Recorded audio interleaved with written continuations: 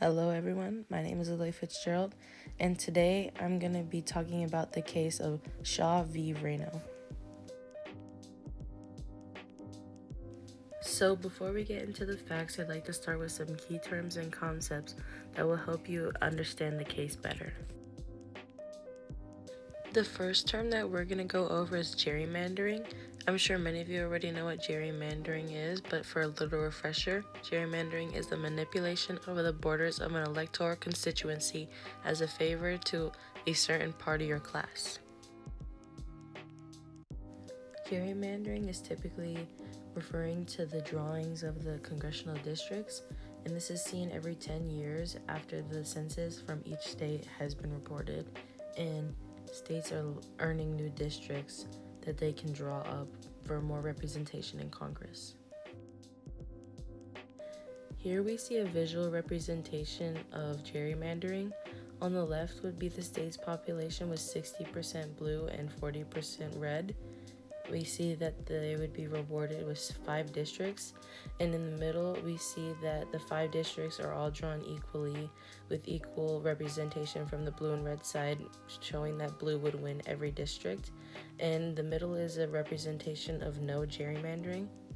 However, on the right side we can see how each district is drawn uniquely, and now the red has won because it has 3 districts rather than the 0 that it would have had if the districts were drawn unbiased.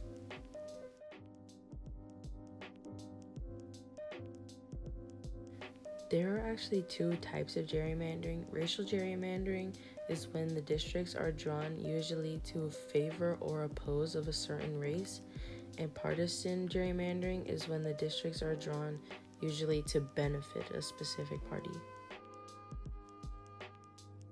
We'll also be talking about the Equal Protection Clause of the 14th Amendment.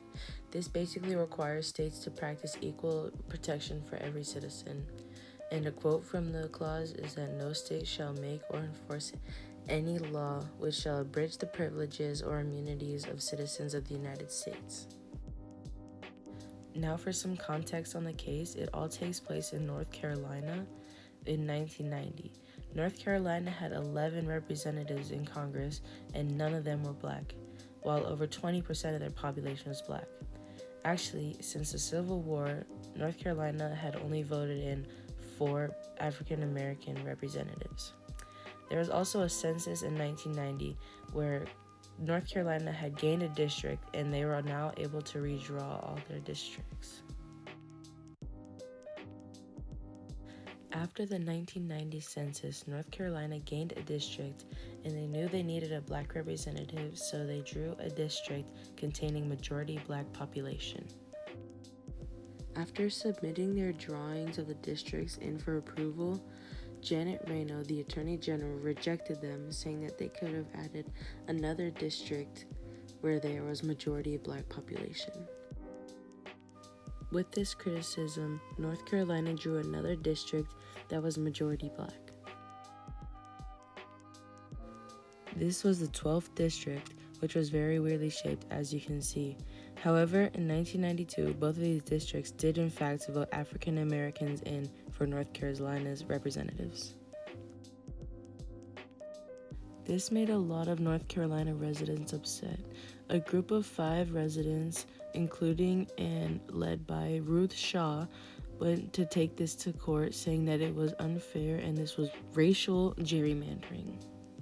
They were so upset that they wanted to take this to court and sue the state and federal government, saying that this went against their 14th Amendment Equal Protections Clause. They tried to take this issue up with a local court.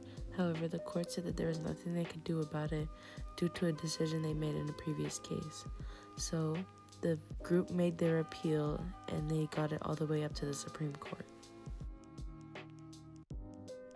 During the court case, which happened on April 20th in 1993, Janet Reno's defense team argued that the Voting Rights Act of 1965 encouraged creating districts where minorities were the majority, and that this was basically a form of affirmative action to help those groups that were historically discriminated against.